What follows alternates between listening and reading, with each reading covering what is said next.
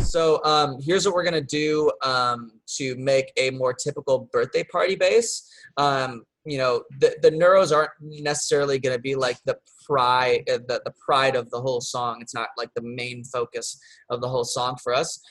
When we've been writing a bass music drop, it's more about creating like a kind of like a really epic and powerful lead, and then peppering in the interesting fills and other sound design along with that. So we've been going for very tonal and kind of like powerful sustained overtone basses, which we find Faceplant is really good for. So I just dragged Faceplant onto a new channel, and we're gonna do a new preset. One of our big, just to iterate on what Brian was saying, like one of our big like things when we're writing is like creating something that you can sing along to, and that's where those tonal basses come into like a very, they become very like important, because like I can immediately be like, oh, what's that song that goes da da da da da da da? I just had that song as an example in my head that I was gonna give. That's crazy for a moment. Exactly. So like everybody immediately knows like, oh, that's I Can't Stop. Like By Flux Pavilion. Yeah. If you're not familiar, it's ba, ba, ba, ba, ba, ba, ba, ba, ba, ba, ba, ba. It's a very, very distinct melodic and rhythmic motif that's going to get stuck in your head. And so that's why we have been writing stuff with like kind of sharp and sustained overtone driven basses. And a modern example, kind of more in our vein, would be Chicken Soup by Abstract and Skrillex. Has a very, very distinct melody line to it. So we've like, it's something that you can sing to somebody else and they're like, oh, I know that. Right. So what we're going to do is we're going to create elements that will have a solid foundation, and then we're going to have elements that will have an interesting overtone, and then we'll have elements that will have an interesting texture, right? So I'm going to start off with a saw wave and put you down -24 semitones. And then we're going to add an analog oscillator. Let's do a triangle on that one, and then we will phase modulate the higher one with a that's the lower one. The lower one from the higher one. And so I had the carrier, or the lower tone at -24 semitones, and then this one is at 0. So you know there's 2 octaves of difference here, and you can already hear that even though this second oscillator, which I placed below this little output here, this output is controlling what is actually getting sent out for audio. So just before you keep going, I just want to mention, like, for people that may not know a lot about FM synthesis, when you have, this is called 2-operator FM synthesis, which is, so there's 2 different waves, and the wave that you're hearing is called the carrier, and then the wave that you're not hearing is called the modulator. Just so, like, you heard him use the term carrier, I just want to make sure everyone understood that. Yeah, for sure. I should explain that before, thank you. So basically this second oscillator is not actually outputting any sound. For those of you who are maybe familiar with Serum for producing bass music, this is where you would do like FM from B, and then you have oscillator B completely off as far as its volume out to the world. So if I modulate this up and down, you can hear that lower tone takes over a big overtone characteristic of that carrier. So all I want to do is like start with the sound being like just this or a lower point, and then as it comes up, we're gonna want to have the FM amount be larger. So we're gonna create an envelope for that, and the envelope is a modulator just like the random one that we used before. So we're going to take this little plus button, and we are going to have that drag up the level of our modulator, and then let's And he's gone again. So what he's going to do is increase the attack so it has some time to like ramp up to that. Like, so instead of just being like immediately at that, drag the attack value. up.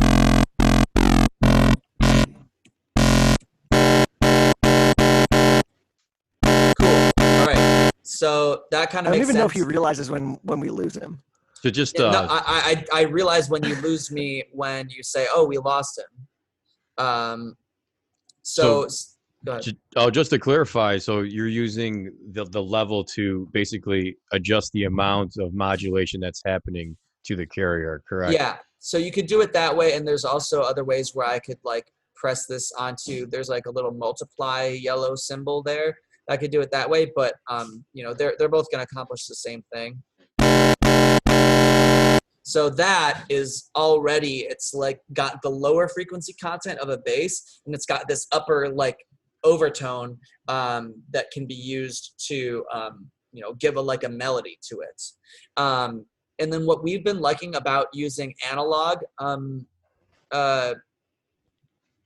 what I don't even know, analog generators is that you have a built-in sync button or a sync option. So that makes it really interesting by adjusting the sync of this overtone. I have so much tonal control over that main character or that carrier.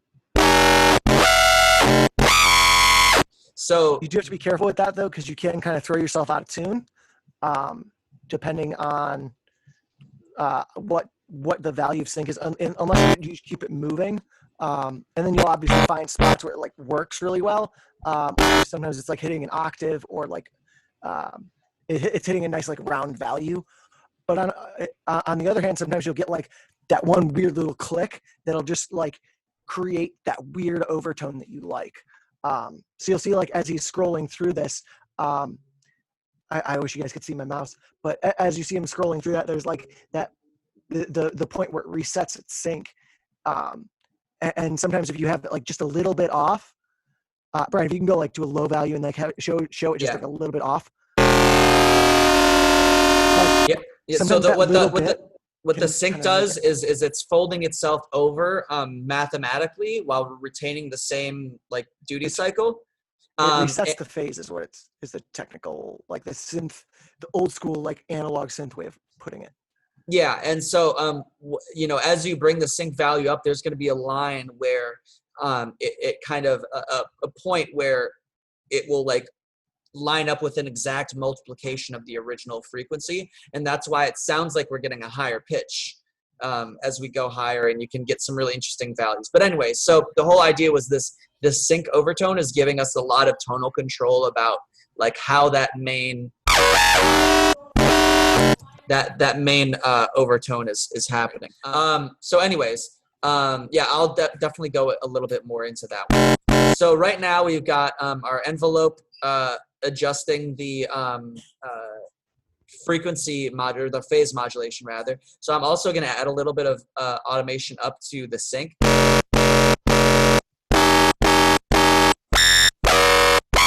So I'm going to have it go pretty high up so that I can create a macro to modulate that amount. So I dragged it pretty high up, and you can see it syncing really high.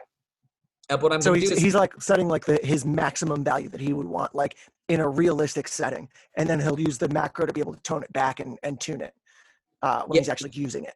Yeah, so then what I'm going to do is take macro 1, and then I'm going to hit that, link it to that little yellow multiplier thing that shows up on sync, and here. So now macro 1 is multiplying the, you know, modulation done by the envelope. So if I have this all the way down, it's not doing any of the sync. If I drag it up a little bit, it's doing a little bit, and then if I have all the way up, so this is like an amount knob that I'll just call it amount or sync or whatever the heck you want to do it. So I'll do that one, and that basically gets the meat and potatoes of the sound, and then let's do that's the whole song. The whole song. Cool. So that's an amount. Let's move this up to something like that. And then I'm just going to add some extra stuff to give it a little bit more character. So what we're going to do is we are going to add a wavetable. I didn't want to do a sampler. A wavetable generator, and I'm going to use this wavetable Since generator. he accidentally opened that, I want to touch on it a little bit. So one of the really cool things about FacePlant is the fact that you can use samples within your, like, along with all your other like generators. And that means that you can FM samples and you can FM by the level of samples, which is really crazy. Which I'm going to do a little bit later. Anyway, so I took this wavetable and I dragged it up above the output. So you know that you can see on this right side, it shows kind of the routing. Both of these signals are being summed into the output, and then output is going to there. I'm going to bring the semitones down to -24. That way we're at the same octave. And now I can basically use this wavetable as like a tonal addition to the rest of it. So I'm going to go to something like Scream. Maybe not Scream, Spectral. There could be some interesting spectral stuff in you. Party Foul, that looks like fun. That's the name of the wavetable. And now if I turn that wavetable off, it sounds a lot more mathematical as soon as I add this wavetable as a layer. It's just giving a little bit of extra character to it without you know, really changing it. And I can always change this frame, which is like the wavetable position.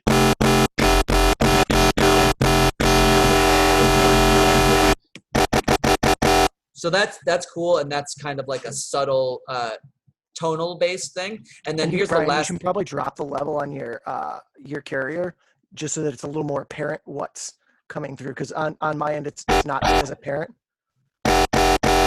Just so people can hear what like when you scroll through that wavetable, what it sounds like. Because all right, I know yeah, mine for are sure. here. So I'm just dropping my the main saw wave down in level.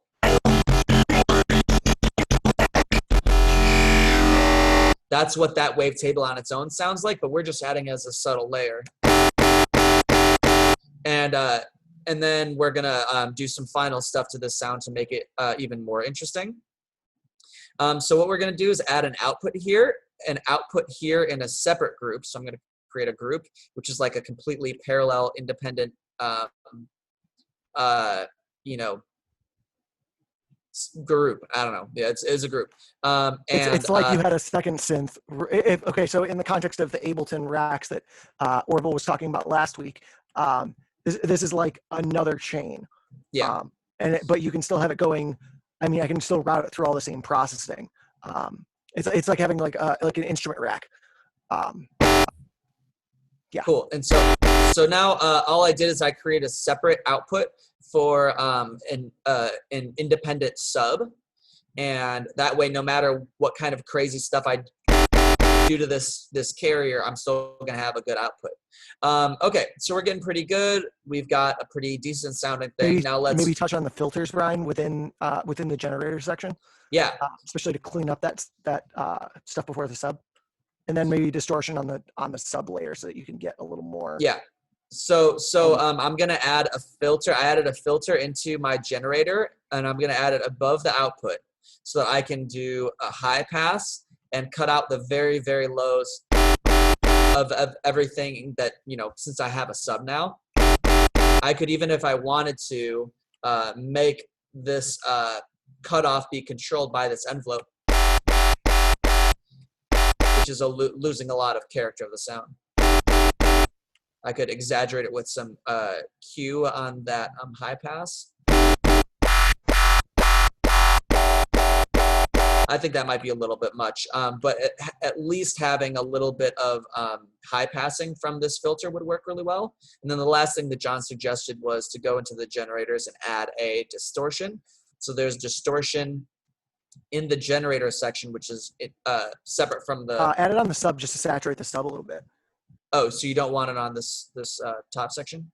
I mean, that was my suggestion, just to like help fatten up the sub. Okay. So we're gonna fatten up the sub with just like a little overdrive.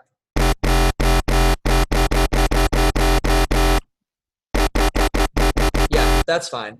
And then, since we want to make this the most interesting, useful bass ever, because I'm for sure gonna save this.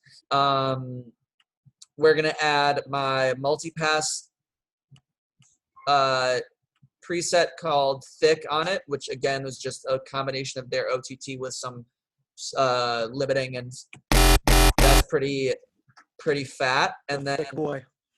just for kicks, I'm gonna add an LFO, and we're gonna attach this LFO to the master pitch by hitting plus master pitch, and I'm gonna drag it and make this go a little bit faster to give it a little bit of vibrato. I'm going to drag down this little slider on the LFO to change the amount. So that's pretty exaggerated for the pitch stuff. And then we're going to drag up on the hertz or the frequency. That's a pretty interesting kind of vibrato. And then all I need to do to create a vibrato amount is to assign this macro. And I think that we're just going to assign the macro to this little, I don't know what you would call this. It's like a minimum maximum for that. It's just the level, I think, is what it's referred to as. And then we're going to have this go all the way low so that when the macro is high, you can see it expands out. And yeah, let's exaggerate this because we need to create a useful range for that macro. And then we'll just call this vibrato. And one other little tip, like if you wanted to do like some, if you wanted like some very analog type sounds, you would do a very similar thing to what he just did with that vibrato, but just do a really slow modulation and have the amount be like barely any, and then it just creates that subtle pitch drift that'll make things sound like more analog even for a digital synth. Cool. So we've got a very, very useful playable sound with some easily tunable character from our wavetable, some really interesting overtones from this, like, and then we've got some really interesting vibrato. Just in case you want to be sudden death. In case you want to be sudden death or Dr. P.